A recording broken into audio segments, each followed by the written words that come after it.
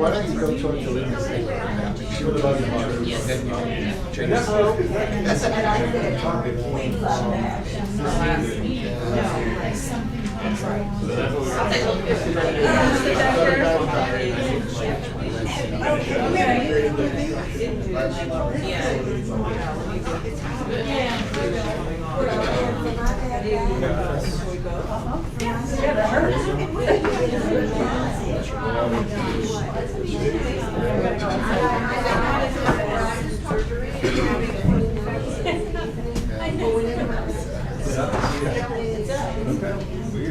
All right, I think we're about to get started, everyone.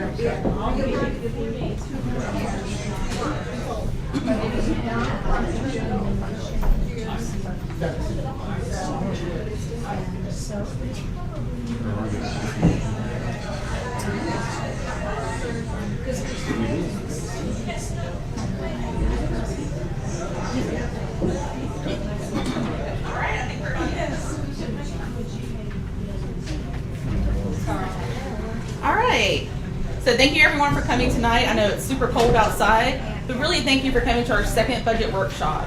Tonight we will be reviewing the changes to the operating budget and the capital reserves budget since 2018. My name is Diane Talcott, and I'll be your presenter this evening. We ask that you hold all your questions to the end of the presentation.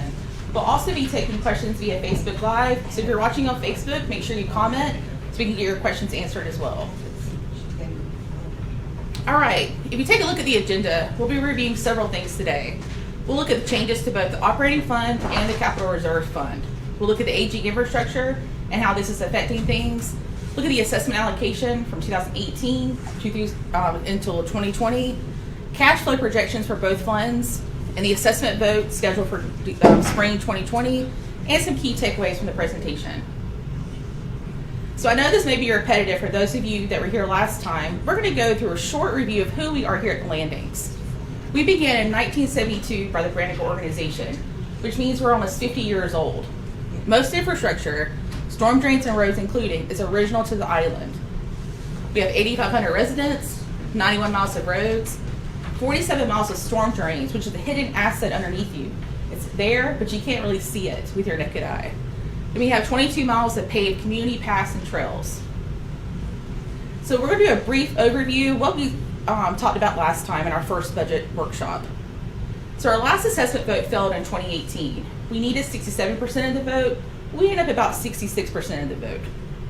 So that means we had a flat assessment for 2019. And since we did not have another assessment vote this year, that means we had a flat assessment for 2020 budget as well. So when we look at the budget, we look at the needs, which are mandatory, and the wants, discretionary, of the community. Your assessment gets allocated to two funds, which we'll talk about today, the operating fund and the capital reserves fund. And that aging infrastructure, which we talked about earlier, almost 50 years old, is why our reserves is so important, because the replacements are coming up fast. So with the flat assessment, we have one goal in mind when we budget: to maintain the basic services and ensure the integrity of the capital reserves fund. So we have a series of questions that we ask ourselves. What services can be reduced or eliminated? What are some creative ways to cut costs? Do we have enough money in the capital reserves fund? And how can we make sure infrastructure needs are addressed given the age of our almost 50-year-old community?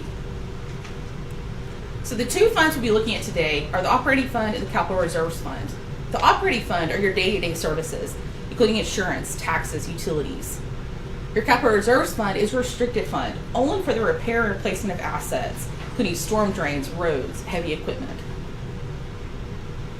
So in changes to the budget for the operating fund, we looked at things that would be least impactful to the residents here at the Landings, while still cutting costs and maintaining those basic core service levels, which you're used to here.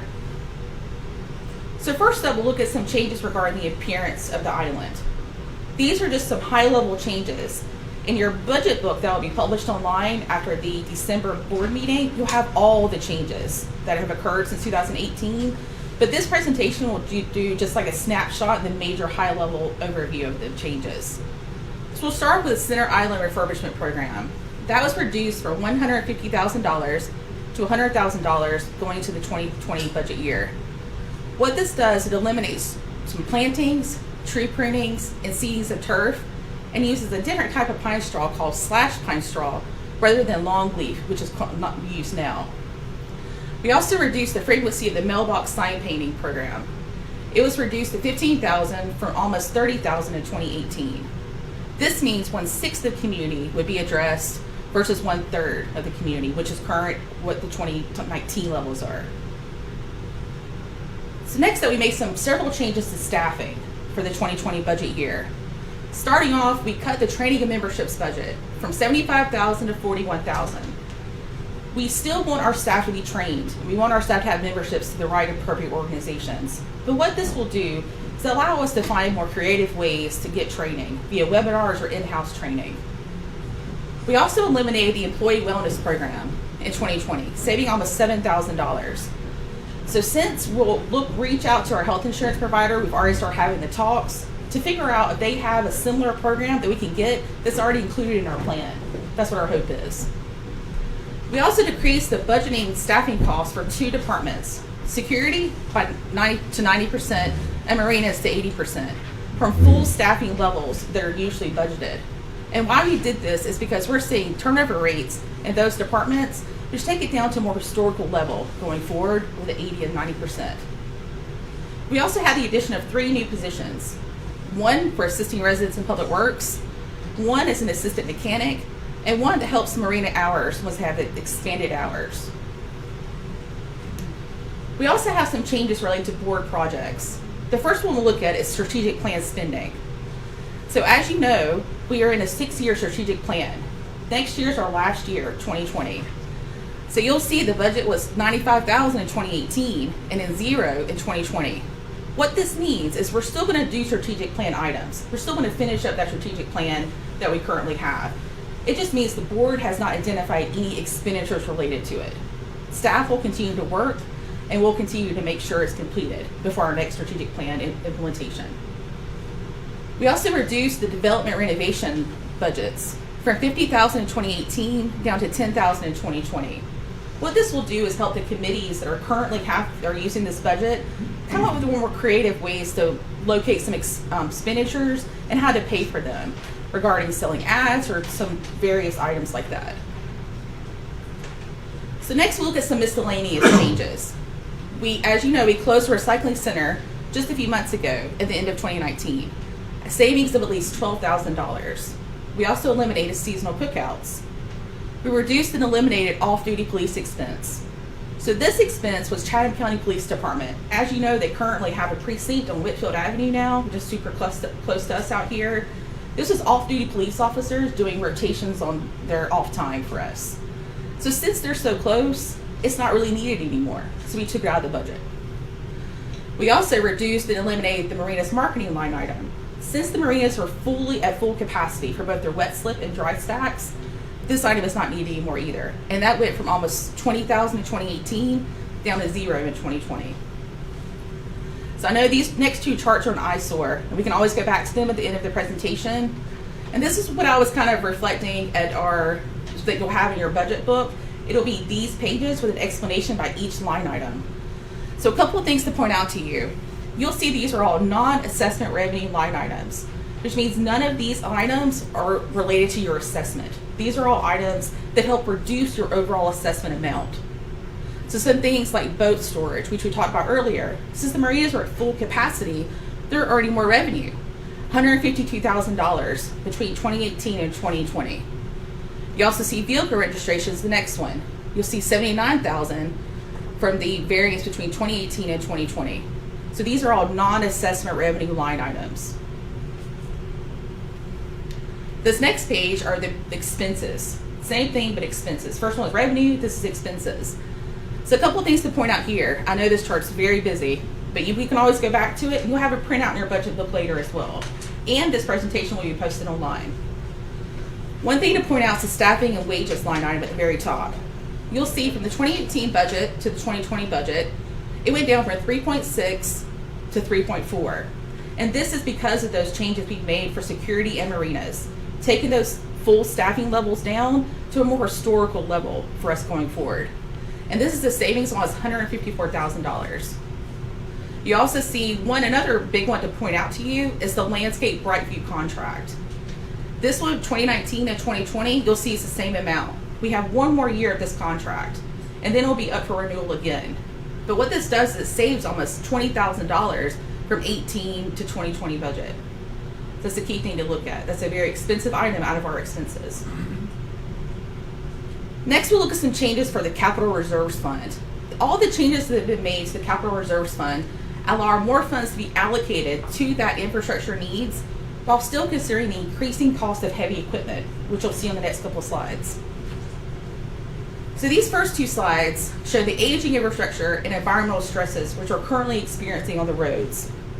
You'll see the first image is road damage that we saw this year.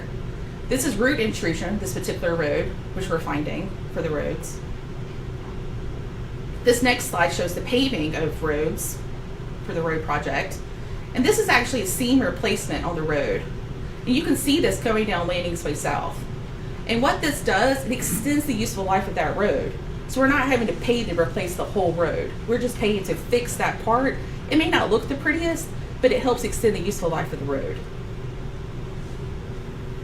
So this next chart shows you the roads, paths and trails, and storm drains, the infrastructure part of the capital reserves budget.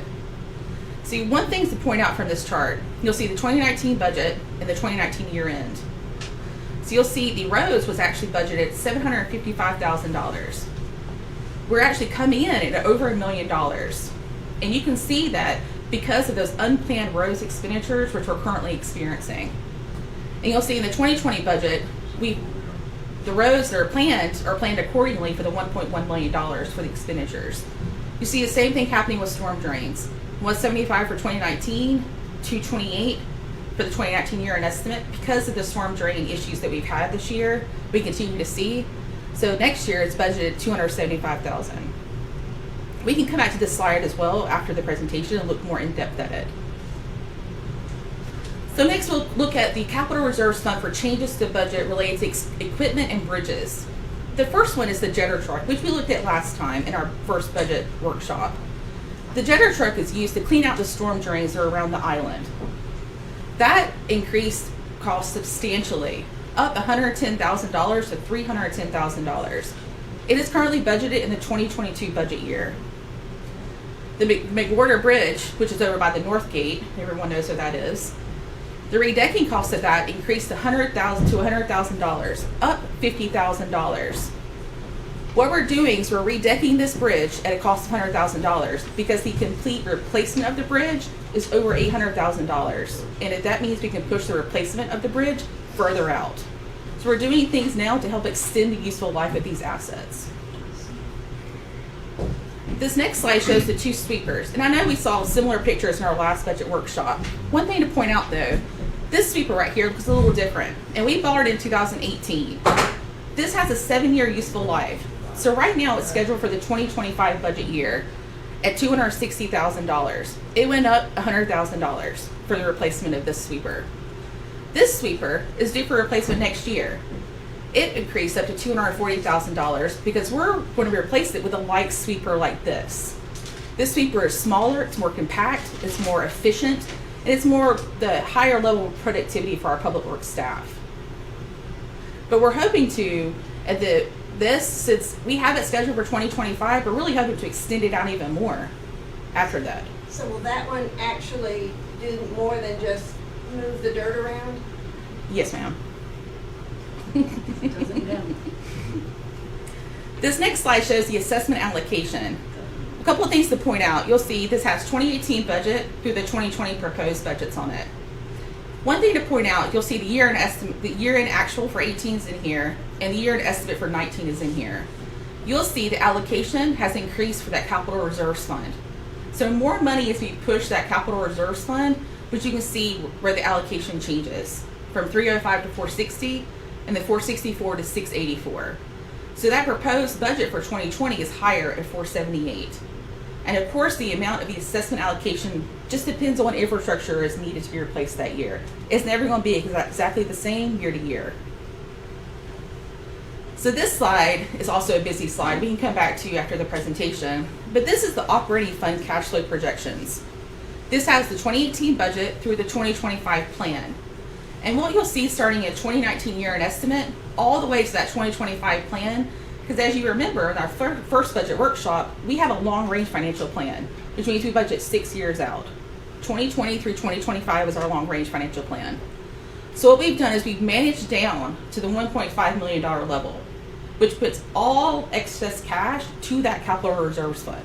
Everything that's in there that's over that $1.5 million level goes to capital reserves.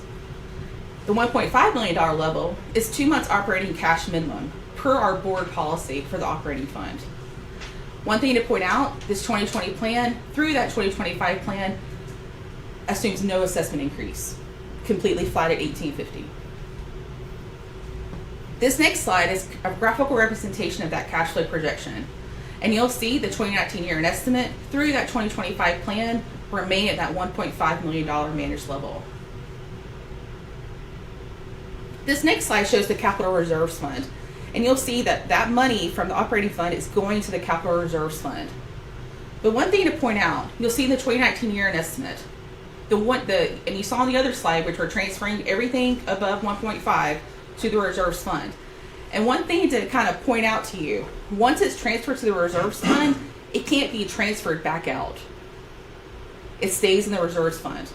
You can't do reserves to operating. You can only do operating to reserves. So you'll see that that $7 million level for 2019 is that $7 million target per the board policy for this capital reserves fund. You'll see it starts dropping in 2020 and 2021. In 2022, it starts going beneath the $5 million floor threshold that we have. And then you'll see in 2025, it's all the way down under $1 million. And this is with all excess cash from the operating fund pushed to the capital reserves fund. So this also assumes no assessment increase. So no additional allocation going to the capital reserves fund in this scenario. And in this graphical representation, you'll see the 1 year at 2019 year-end estimate above the $7 million target.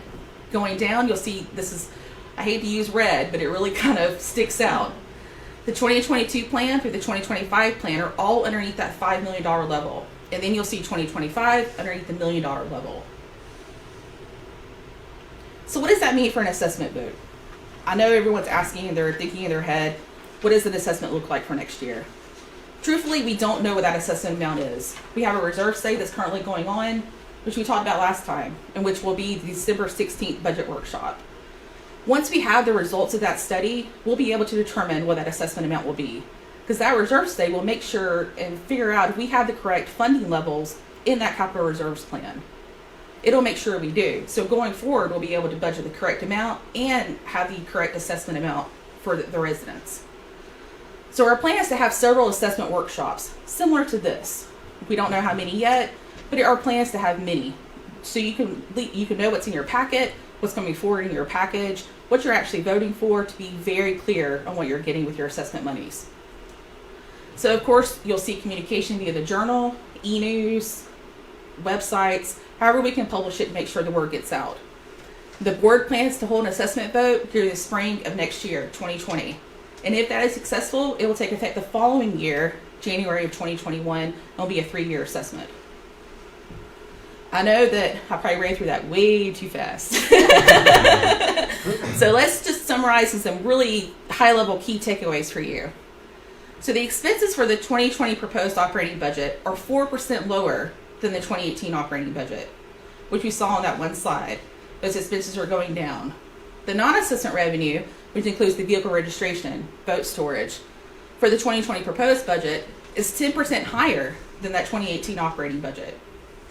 The operating budget has continued to decrease since 2018 by finding ways to reduce costs while maintaining those core service levels which are used here at the landings.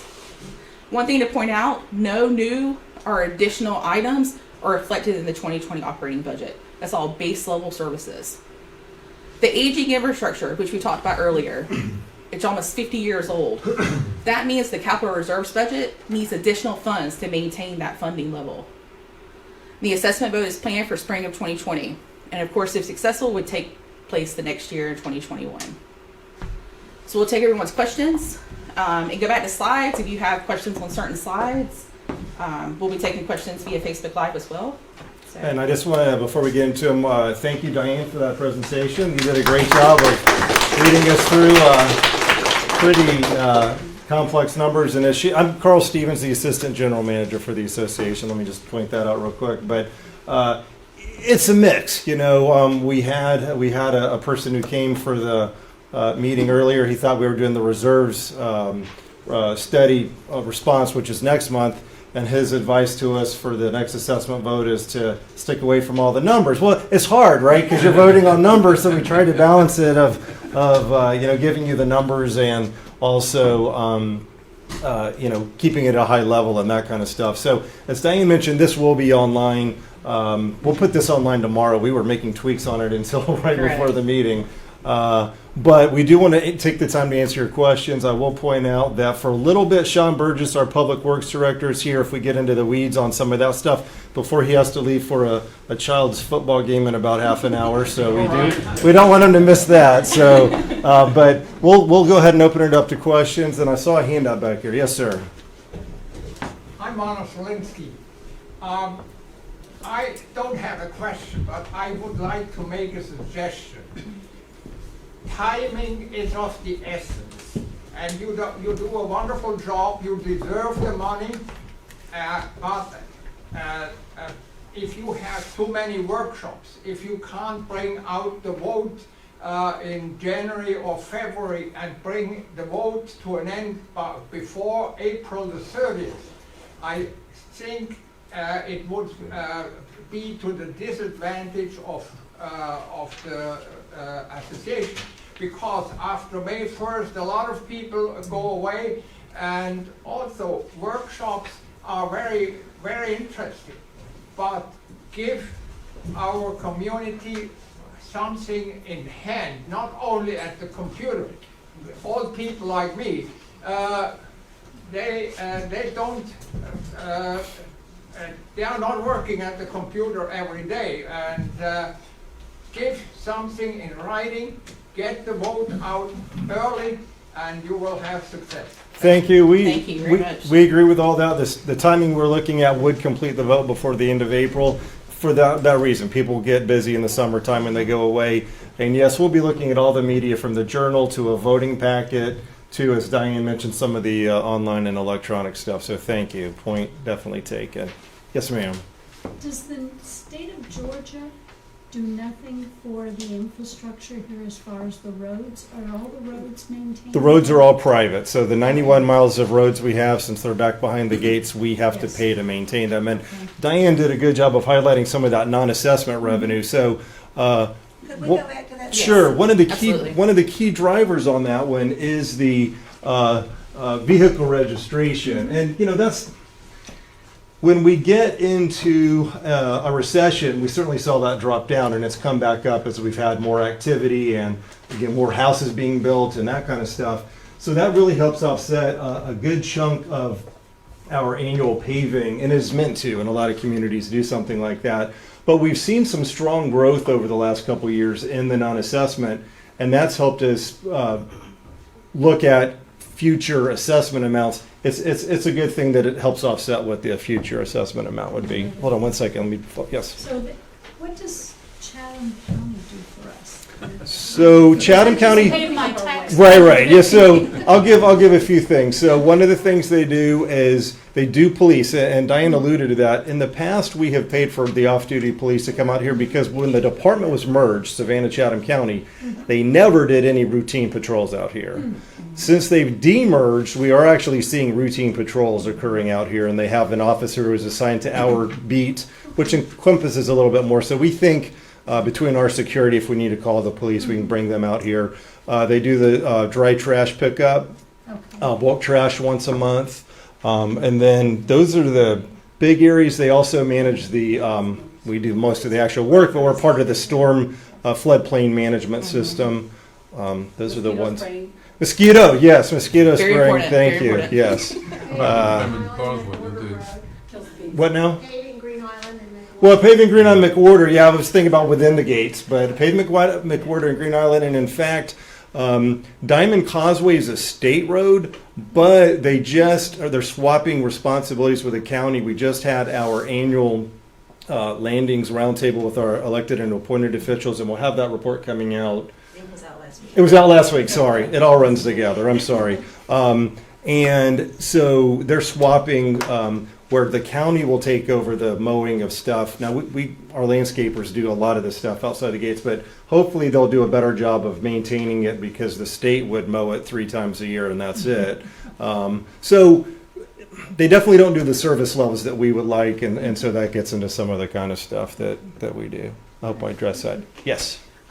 Chipping revenue, are you gonna take my suggestion and let us ask for chipping to be done by the association instead of us having to pay private people to go chip up the stumps? Yeah, we did talk about that, and we talked to Sean about that. As I mentioned last month, we have enough work for our public works staff that we can't complete everything we want to get completed. And Diane mentioned that, well, actually that one, we're bringing in temps on that one when we can't fill it, so we are budgeting fully staffed on that one. But we just don't have the capacity to even if the staff's getting paid, to set them aside to do something like that.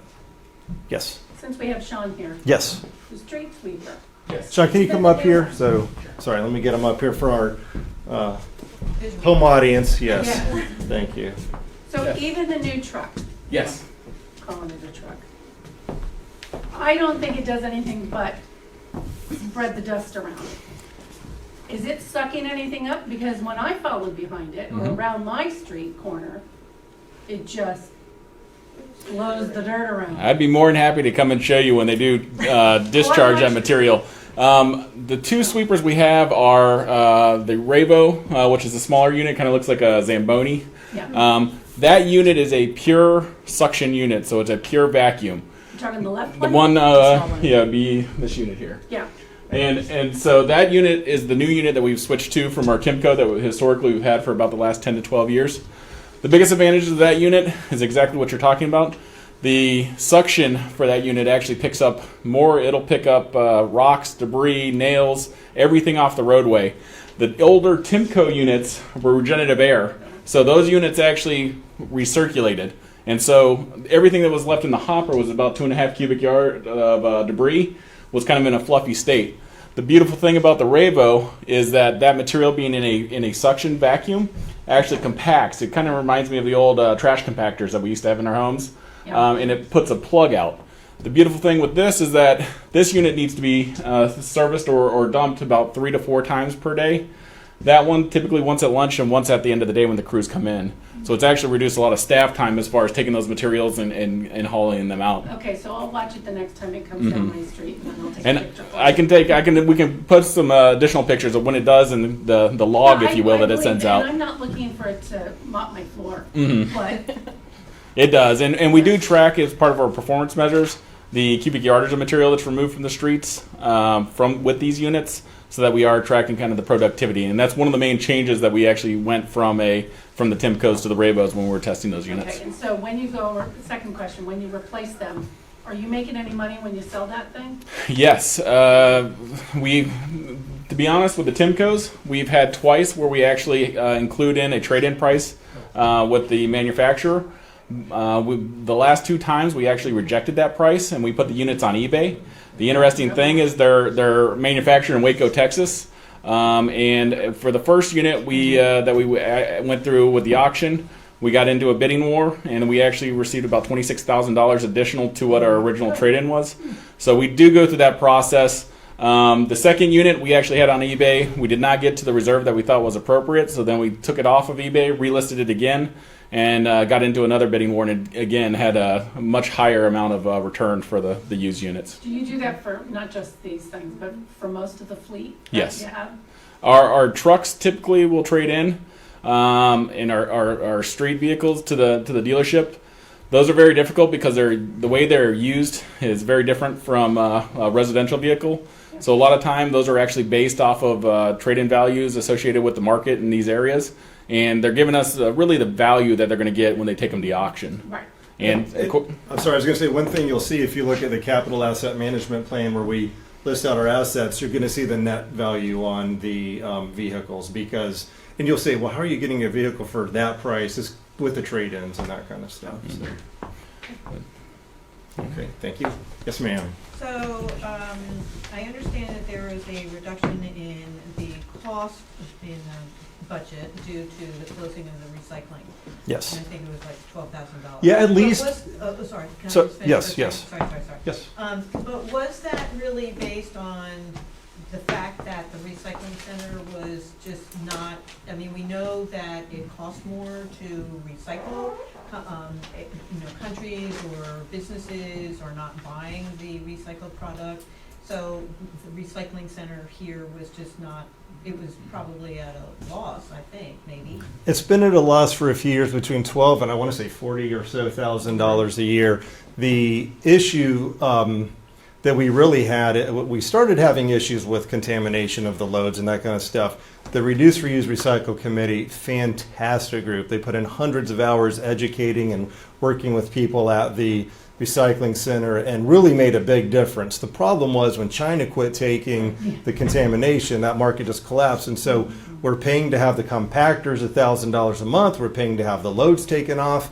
We're not collecting any revenues from aluminum because as we're going to the Boy Scouts and the burn, I think they still have those out there. The burn victims have pulled out, but the Boy Scouts was still there. So it just at that point, since they're taking less, we can't be 100% sure things are getting recycled like we thought they were doing. And since Eisenhower has such a convenient option that really does, that group, the Reduce, Reuse, Recycle Committee, made the recommendation to suspend it. I mean, things could turn around in a few years. We don't Right. see it turning around anytime soon, though. So. And I would add to that too is that one of the main things that we looked at and the R3 committee looked very hard at throughout the entire Southeast is finding vendors that would take the materials. Right. Because the goal with the program, we ran it for quite a few years at a loss, but we were 100% confident that the materials were being taken and being recycled. A lot of our vendors that we have now are in that process where they're like, we have so much material collected, stockpiled. At some point, the material is not going to be recycled. Some of the material that's being stockpiled now is being taken to landfills. So versus running a disingenuous program, we want to make sure that we're running a program that's being used for its end result. Okay, yep. But that's one reason we started up Waste Not Wednesday. So if you're signing up for emails, you'll see those coming out the last couple weeks. Yes, sir. Could you tell us a little bit more about the reserve study in terms of who does it, what's their expertise, and how often do you do a reserve study? I'll turn it over to Diane to give the background because she's dealing with it. This is our first full reserve study we've done. We've always done it internally. We do have some software to track it. Best practices would say you contract with somebody periodically every few years to come out on the ground and do one, and then maybe update the numbers every couple of years. So this came out of our reserve subcommittee, which is members of the finance committee that has really pushed for that over the last year. Let's get a full reserve study done, and Diane can give the update on where we are on that. Right. So he started in October. He's supposed to be finished right before we have our December 16th budget workshop. His name is Charlie Shepard. He is with Community Advisors. It's a group out of Jacksonville, Florida. He is a certified reserve analyst. So he is independent from us completely. He does this all the time with large-scale communities, small-scale communities all over. And what they do is they come in and look at all of our assets, and they say, hey, are you making sure you're funding enough money towards them? Are you putting enough money towards every year that you're funding? Is that enough? So he's making sure our funding levels are correct, our asset components are correct. So he's really deep diving into everything that we have for our assets right now. So he's actually coming Friday to meet with me again to finish up his site work. And then we have a funding planning meeting with our reserve subcommittee. And then we'll check about percent funded reports and making sure we're funding the correct amounts. That's what goes into that assessment planning for us, to making sure we're putting the right amount out for that assessment vote. So we're going to have a draft report probably at the beginning of December for us to kind of put eyes on. And then, of course, it'll be presented at the budget workshop in December 16th. Is it an extensive study? I'm just a little surprised. 21 previously. It was $21,000. And why it was actually a lower cost for us is because we track our assets so well. He actually reduced the price for us because we've done a lot of the legwork for him. So we got it. Yeah, we have more than 1,000 assets, and we do have some engineering studies, as far as the roads and the trails, the cart paths that are association ones as well. So, but he's taken 800 pictures or something Correct, since yeah. he's been out here. So we do intend to have him be part of the presentation. He'll next be here month. in December. Yeah. So You can pick his brain. Yes. Who has the next question? Yes. Carl, I sent you an email this afternoon, so I wouldn't blindside. I appreciate that. Thank you. So, my first question is, how much money are you budgeting for social activities this year? For 2020, the budget is just under 6,000. So we cut. That's for all of our community programs manager, Kristen Penny's here. So you may know the Sunset Sips that she does in here, the Girls on the Run programs, the Harbor Fest, Landings Fest, that kind of stuff. This year we cut the seasonal cookouts because they were not covering their costs. So you had the opening and closing. The Harbor Fest and Landings Fest. Landings Fest was the best attended I've ever seen. The reason we're able to do this for about a net of 6,000 is we have some sponsorships and that kind of stuff that help defray the cost. So about $6,000 next So year. our total cost, including this young lady, excuse me. Like, You asked about the programs. I don't get into people's salaries, but Well, I didn't ask that, but right. what's the total cost, including our overhead to do it? I don't have that number. All right, would you please give that to us? when you- I don't know that I'm going to be able to break it out that way, right? I don't know if Yeah, you can. yeah. Well, I think we ought to know as community members we're paying our assessment. Well, here's what I will say to that. This was part of the strategic plan back in 2016. I understand. Can I give it a little bit of background real quick, though? To hire a community programs manager, when we benchmarked with other communities, we looked at what are some competitive disadvantages or advantages we have. And one was not having community programs that all residents could be involved in. So that's why we did that. I'm not going to get into salary levels for people. I can tell you what our cost is for our particular programs, though. So I the know- answer is no, you can't answer that question. I can't answer that. I can't answer it to your satisfaction, no, sir. What's your next question? How much money and staff time to date have you spent on ULI ideas? I can't give you staff time because we didn't track it. Let me give a little bit of background. How about hours? Can I answer the question, please, for a second? ULI, for people who may not know, that was a study done in 2015, Urban Land Institute, and we had them come out here and take a look at the community and see what's best practices, what are they seeing out there, what might people want in a community association if they're moving to it. We presented that back at the time at a meeting. Got some feedback from residents, some good feedback, some bad feedback. We then engaged a company called Wood & Partners, and what they do is like preliminary site plans and that kind of stuff. And as we mentioned to the community at the time, we were looking at some activation of things like Landings Harbor. I believe we spent about $10,000 on it. I'm not aware of spending any more time. We did not track staff time or hours back then in 2015 related to that, so I cannot answer that part of the question. How much did you spend on ULI?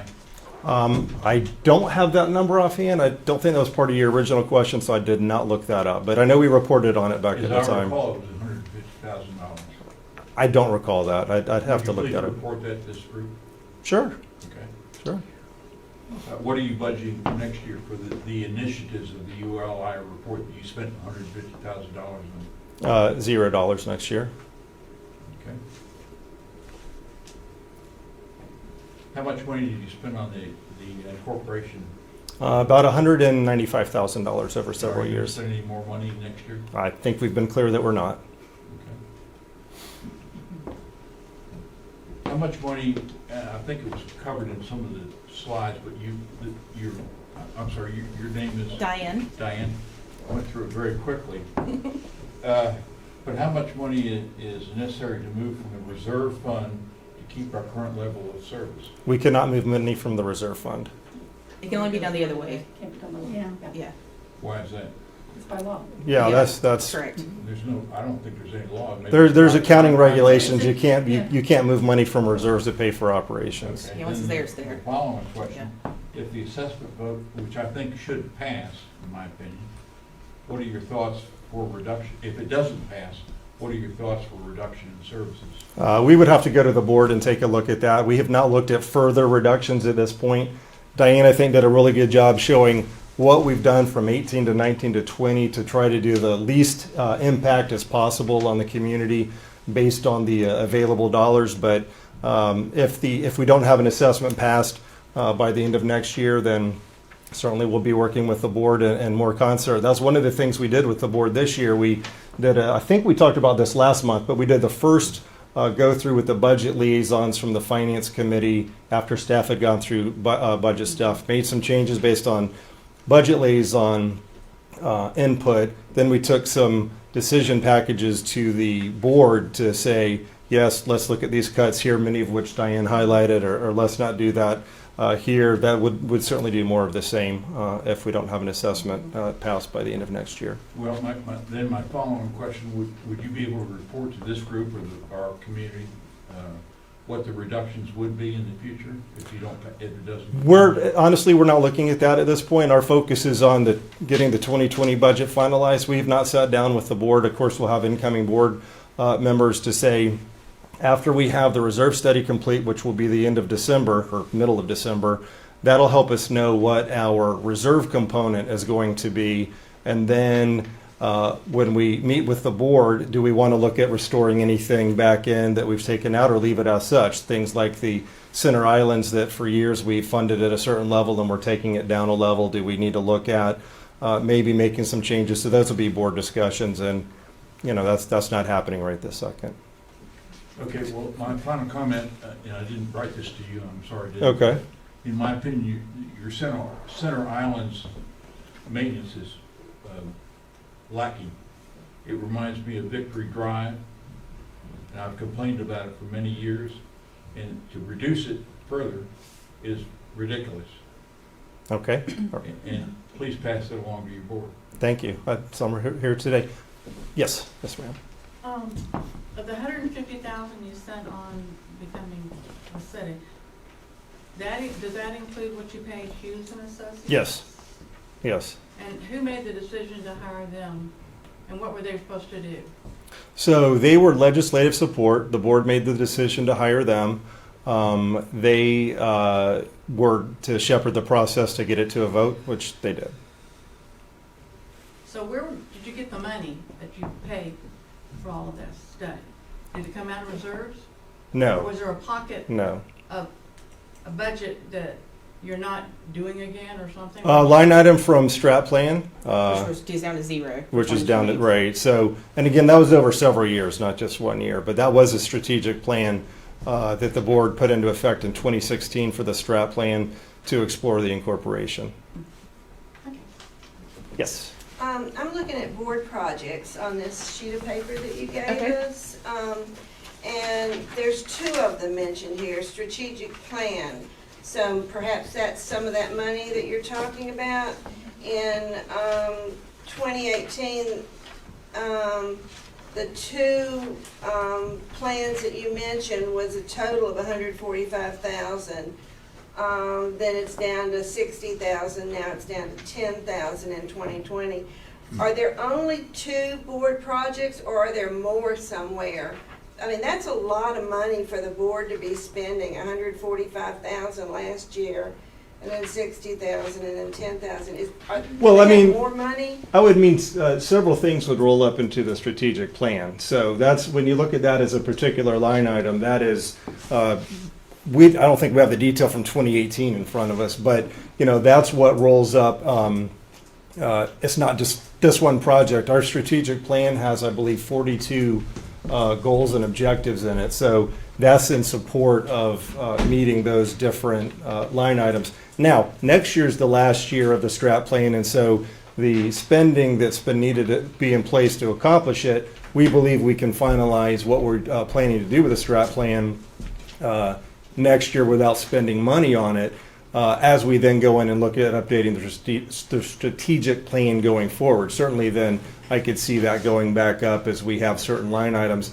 Development and renovation, it just depends on what the work has been done each year. So again, we're just highlighting this to say, here's some areas where if we don't have something identified, we're not putting money in, or we're putting very little money in. So to that point, it's not like there's just a fund that the board uses and says, all right, well, we got money, now let's spend it. If there's not an identified project, then we're not funding, and nor do we fund a list it. of those identified projects. If you can't tell us for 2018, we can assume where a lot of that in 2018 was spent.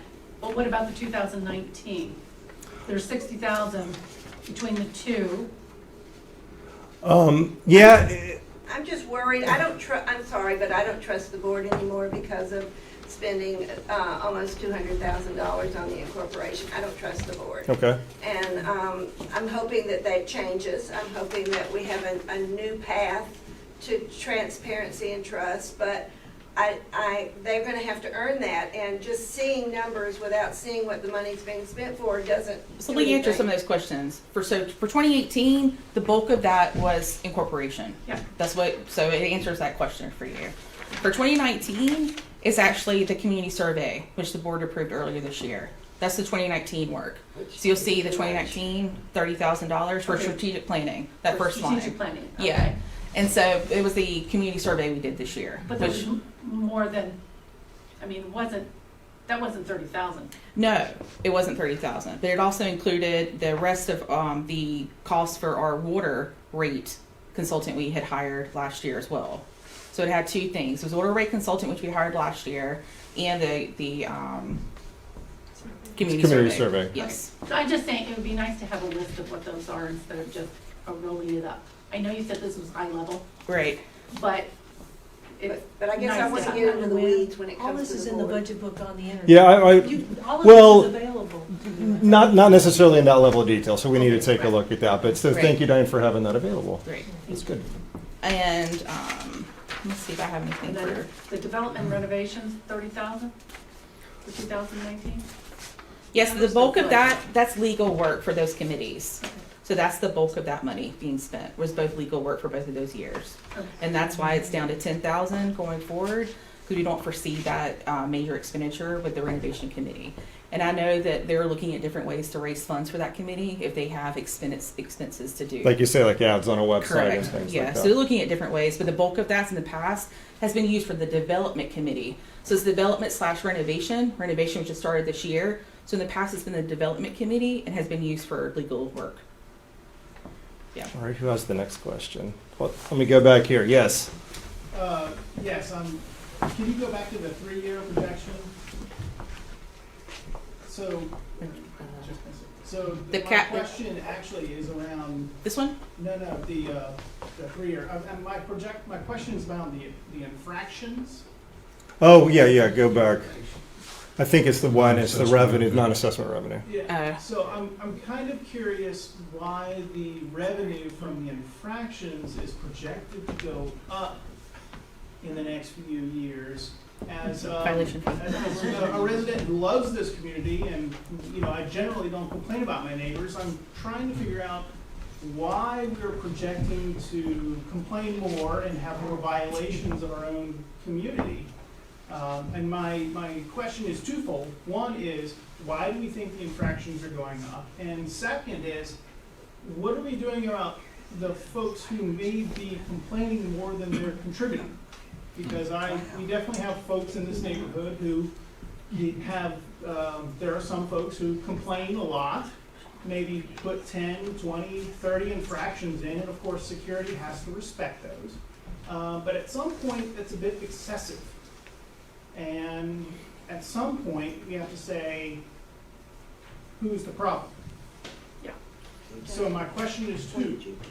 Why is the infraction violation fee going up? Should I expect my lawn to be critiqued? And do I need to look at my neighbors more? And should my neighbors, those who are complaining excessively, perhaps just be part of the neighborhood? Okay, thank you. So let me give a little bit of background. For the most part, it's now security that does the violations reviews. We have a community development department, CDD. It's a 4-person department that handles architectural reviews, but it also handles the covenants inspections. And part of the covenants, as you may or may not recall, when we did a covenants change a few years ago, it allowed us to have private property maintenance standards. So this document exists, it's on the website, and we've publicized it, and it says, here's what you need to do to keep your property looking up to snuff. So we have 2 inspectors. They go around the community and hit every house 6 times a year. So they're seeing, looking from the street or looking from cart paths or that kind of thing and seeing, are we in compliance or not? We have very, very good compliance. we have some owners who have a harder time being in compliance with that. And if you have that, then we do have the ability to fine you a daily fee and have you in that process. So what we're seeing is, we'd like that number to be zero. We don't look at this, I mean, it's not a big revenue driver for us. We'd like it to be zero, but we are seeing some challenging properties that in the past have been allowed to get away with issues that impact the community. And so we are making sure we're following our processes and procedures with that. It's not that we're increasing the fees or that kind of stuff. It's just that we believe based on what we're seeing right now, it's going to be somewhere around there. I hope that addressed that. Hold on one second. Let me come over here because I've gotten a lot from y'all so far. Yes. Hi, Carl. My memory may be slipping, but wasn't there $150,000 credit for Center Island renovation in the Brightview contract? And is that reduction related to that, or is that our... That is outside. I'm going to let Sean handle that one. So with our Brightview contract this year, or for our last 3 year, we were actually able to budget a flat contract over the previous year and this next two. And along with that, we were also able to negotiate enhancement credits. And enhancement credits are really not specific for Center Islands. If you look at what those have been used for, it's been used for increasing, really renovating a lot of the landscaping at the gates. North Gate received a fairly large renovation. Deer Creek Gate, we did some work at Main Gate, Landings Harbor. The winter of this year, we're looking at doing some additional work down here at Delagal, but taking those amenity areas and those high maintenance standard areas and really refreshing them. One of the biggest challenges we have in a lot of those areas is it's quite expensive to do a lot of those landscape renovations. And so over the next 3 years, it's about $98,000 we have in credit this year, and then it goes down slightly each year.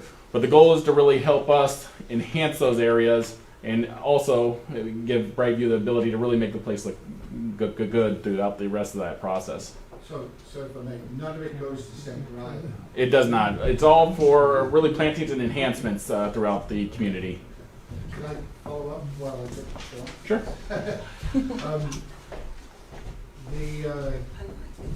The paths expenses went up quite markedly. They more than doubled from 218 to 219.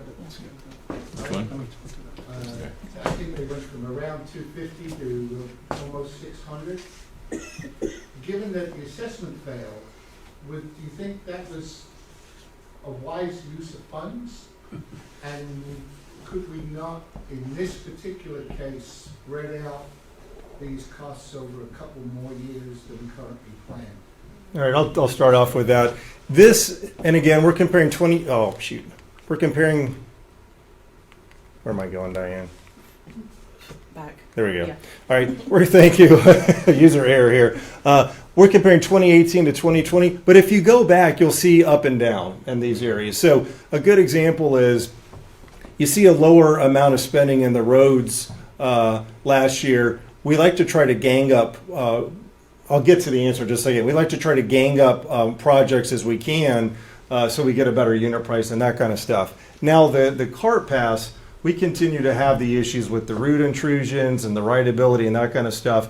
So the Public Works team, which includes the committee, goes out and checks out the different roads and cart paths each year to say which ones are most in need of repair or replacement. And it's one of those things where if we don't do anything else, we've got to take care of our infrastructure, because if we let it get worse and if we let failures occur, it just costs us more money in the long run. We see that with our roads, we see that with our storm drains.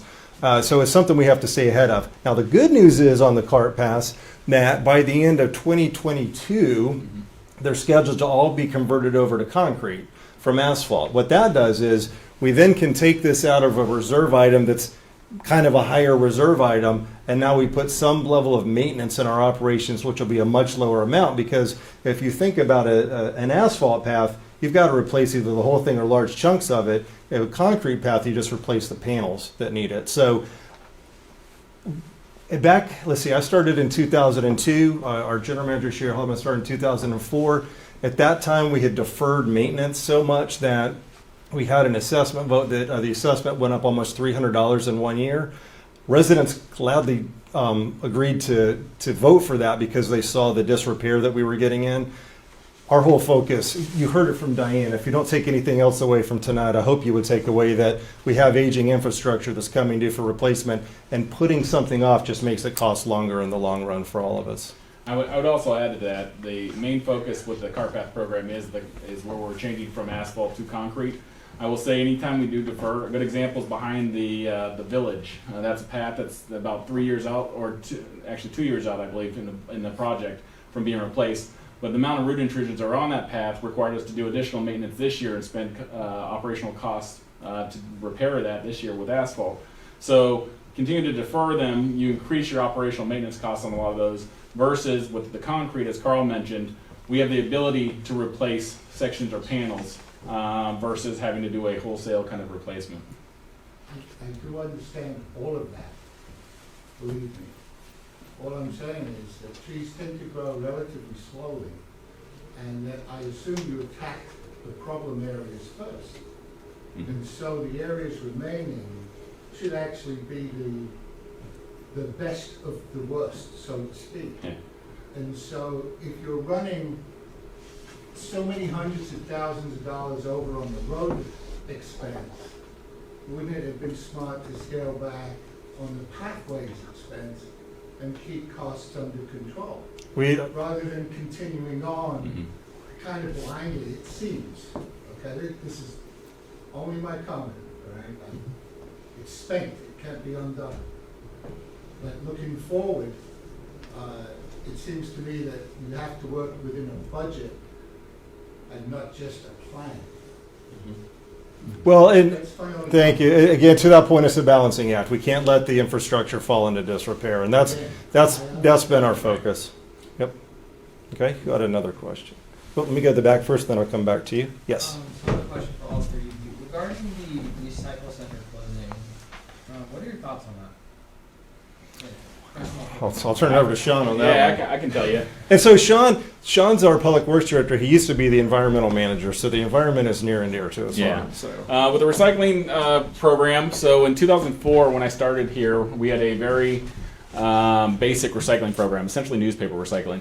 I worked with a group of residents to actually develop the program that we had and to create the recycling facility the way we know it is now. That was all done through land lovers grants and working with nonprofit groups throughout the community. And from there, we went, and once we've created the program morphed year over year. And so a lot of the operational costs, at one time, that program was actually making a revenue of close to $20,000 per year.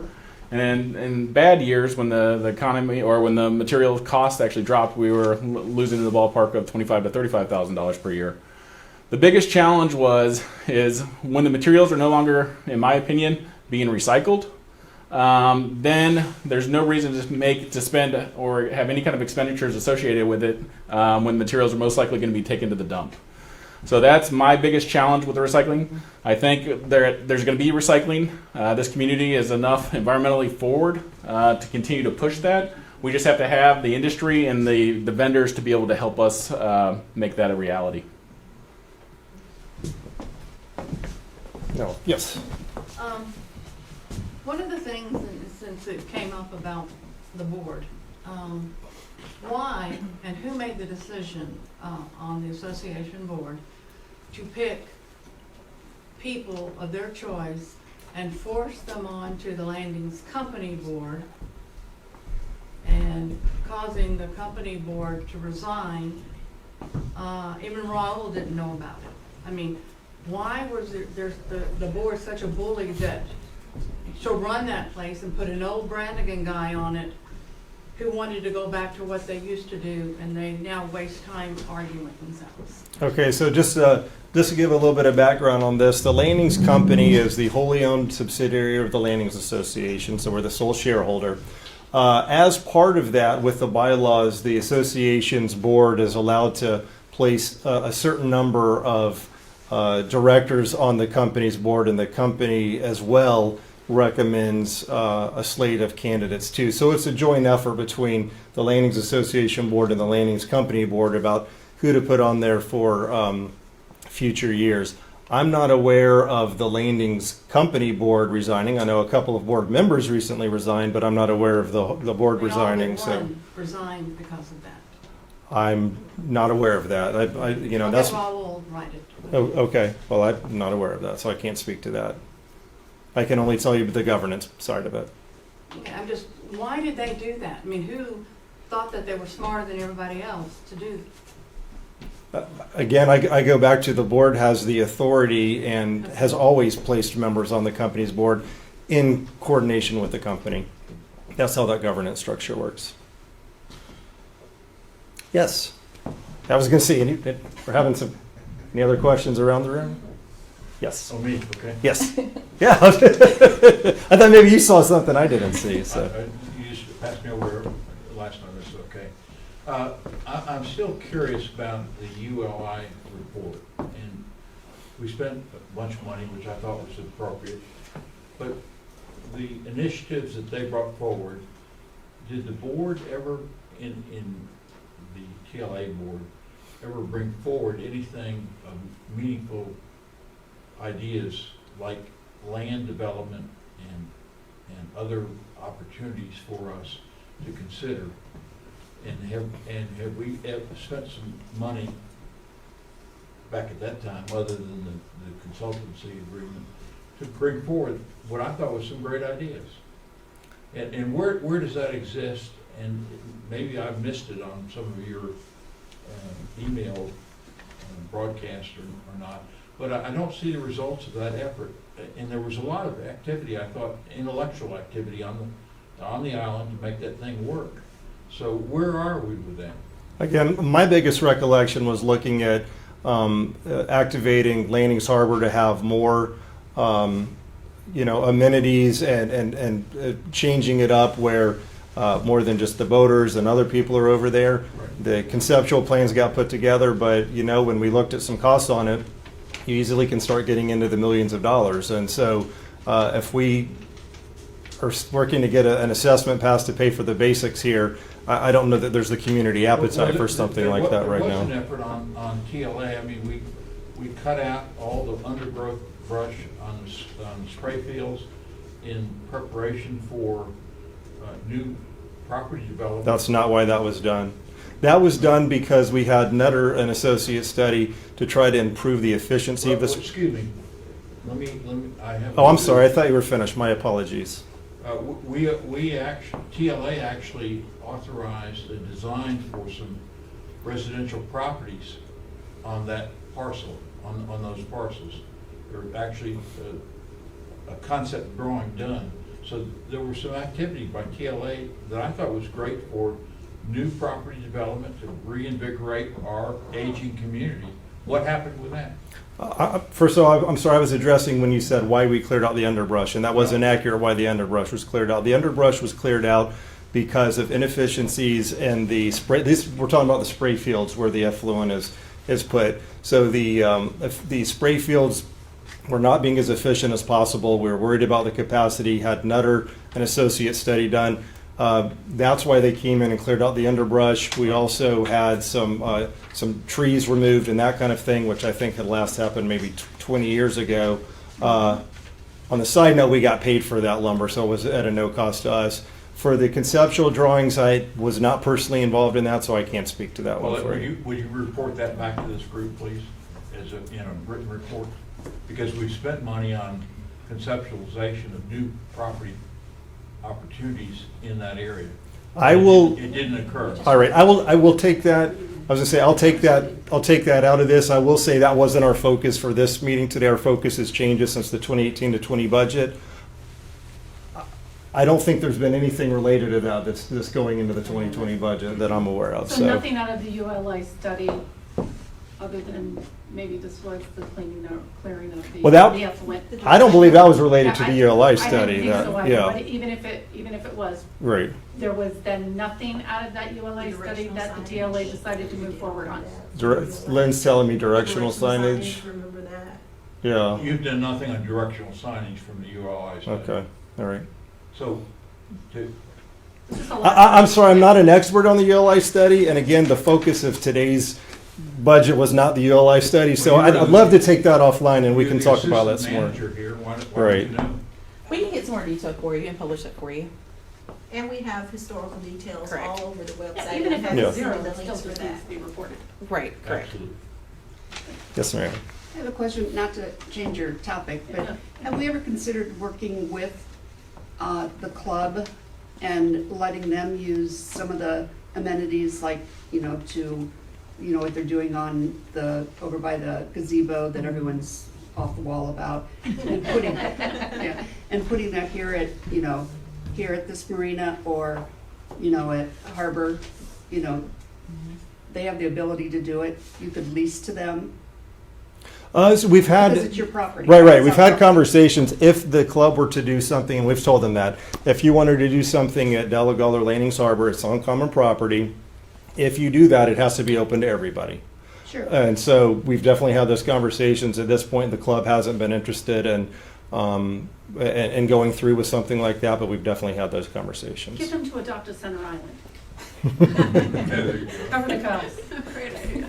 Well, we're losing, other events. It just seems like that might be an option, Right, to bring everybody right. out, I mean, yeah, to have that conversation. sure. with Oh, yeah, them. we have, and we continue Okay. to have that conversation. Okay. Right. They've just sort of been a little bit involved with, the capital plan. Right. Well, Yeah. I'm just saying, I'm just Conversations throwing this predate out there. that. It had nothing to do with Right. this whole world. Yes. That's a good point there. All right. Who has the next question?